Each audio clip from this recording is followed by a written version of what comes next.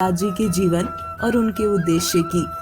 सन 1994 में उनके गुरु स्वामी रामदेवानंद जी महाराज ने संत रामपाल जी महाराज जी को नामदान देने की अनुमति दी तथा ये वचन कहे कि विश्व में तेरे बराबर कोई संत नहीं होगा। इसके बाद संत रामपाल जी महाराज ने अपने जीवन को जन कल्याण के लिए समर्पित कर दिया। उन्होंने घर घर जाकर लोगों को तत्व ज्ञान दिया। उन्होंने सदियों से चली आ रही भक्ति परंपराओं के भ्रम को दूर किया और सद्भक्ति का मार्ग बताया। उनका ज्ञान शास्त्रों से प्रमाणित है। उन्होंने गीता, वेद, पुराण, बाइबल, कुरान और गुरु ग्रंथ साहिब जैसे धर्म ग्रंथों के प्रमाण से ये बताया कि मोक्ष का सही मार्ग क्या है।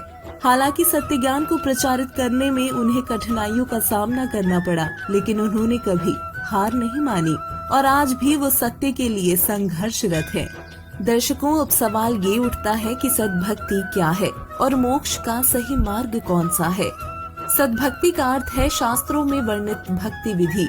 ये वही भक्ति है जो तत्वदर्शी संत के मार्गदर्शन में की जाती है, जिसके करने से मानव जीवन का मूल उद्देश्य यानी जन्म मृत्यु से सदा के लिए छुटकारा मिल जाता है, यानी जीवात्मा पूर्ण मोक्ष को प्राप्त हो जाती है, जिसके विषय में गीता अध्याय 18 श्लोक 62 में कहा गया है, हे भारत, तू सब प्रकार से उस परमेश्वर की ही शरण में जा। उस परमात्मा की कृपा से ही तू परम शांति को तथा सनातन परम धाम को प्राप्त होगा।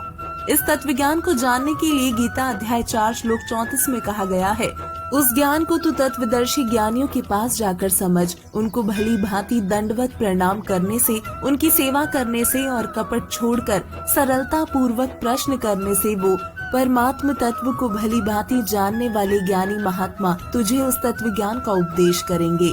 तथा गीता अध्याय 15 श्लोक 4 में कहा है, हे धनंजय, गीता अध्याय 4 श्लोक 34 में बताए गए तत्वदर्शी संत के मिल जाने पश्चात उस परमेश्वर के परम पद अर्थात सतलोक को भली भांति खोजना चाहिए, जिसमें गए हुए साधक फिर लौटकर इस संसार में नहीं आते और जिस परम अक्षर ब्रह्म से ये आदि सृष्टि उत्पन्न हुई है।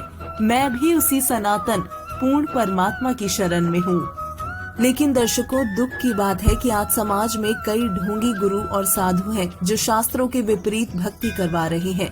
ये भक्ति मोक्ष तक नहीं पहुंचा सकती, इसलिए ये पहचानना बेहद जरूरी है कि पूर्ण गुरु कौन है। तो दर्शकों, आपको बता दें, उस तत्वदर्शी संत यानी पूर्ण गुरु की पहचान भी हमारे पवित्र सदग्रंथों में दी गई है। क्योंकि गीता अध्याय 15 श्लोक 1 में स्पष्ट किया गया है कि पूर्ण गुरु अर्थात तत्वदर्शी संत वह है जो संसार रूपी उलटे लटके हुए वृक्ष के सभी विभागों को वेदों अनुसार बताता है कि मूल रूपी परमात्मा कौन है और उससे निकलने वाले तना, डार, शाखा, पत्ते आदि कौन है। साथ ही गुरु के लक्षण बताते हुए कबीर परमेश्वर ने कबीर सागर अध्याय जीव धर्म बोध के पृष्ठ 1960 में कहा है कि गुरु के लक्षण 4 बखाना। प्रथम वेद शास्त्र का ज्ञाता, दूजे हरि भक्ति मन कर्म वाणी, तीसरे समदृष्टि कर जानी, चौथे वेद विधि सब कर्मा, यह 4 गुरु गुण जानो मर्मा।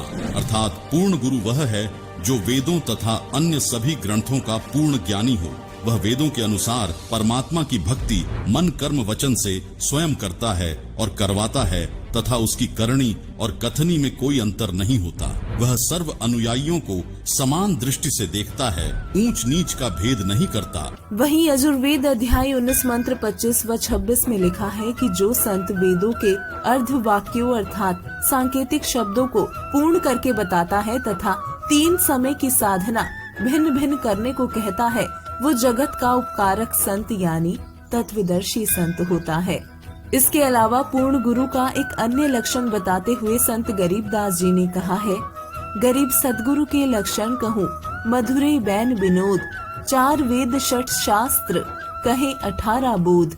और गीता में वर्णित उलटे लटके हुए वृक्ष का भेद वर्तमान समय में संत रामपाल जी महाराज द्वारा दिया जा रहा है, जिन्होंने अपने सत्संगों में बताया है। कबीर अक्षर पुरुष एक पेड़ है, क्षर पुरुष वाकी डार, तीनों देवा शाखा हैं, पात रूप संसार। कबीर हम ही अलख अल्लाह हैं, मूल रूप करतार, अनंत कोटि ब्रह्मांड का मैं ही सिरजनहार। अर्थात कबीर जी ने कहा है कि इस संसार रूपी वृक्ष की मूल यानी जड़ रूप करतार मैं हूँ। गीता अध्याय 15 श्लोक 17, गीता अध्याय 8 श्लोक 9 में जो उत्तम पुरुष परमात्मा कहा है, जो तीनों लोकों में प्रवेश करके सबका धारण पोषण करने वाला अविनाशी परमेश्वर कहाँ है, वह मैं कबीर हूँ। दर्शकों, जैसे पेड़ की परवरिश मूल यानी जड़ से होती है, इसी प्रकार परम अक्षर ब्रह्म कबीर जी से असंख्य ब्रह्मांडों की परवरिश होती है। तथा यजुर्वेद अध्याय 19 मंत्र 25 व 26 में बताए गए लक्षण भी संत रामपाल जी महाराज पर ही खरे उतरते हैं, क्योंकि वो सदग्रंथों के सांकेतिक शब्दों जैसे गीता अध्याय 17 श्लोक 23 में वर्णित सांकेतिक मोक्ष मंत्र ओम तत्सत को पूरा करके बता रही है।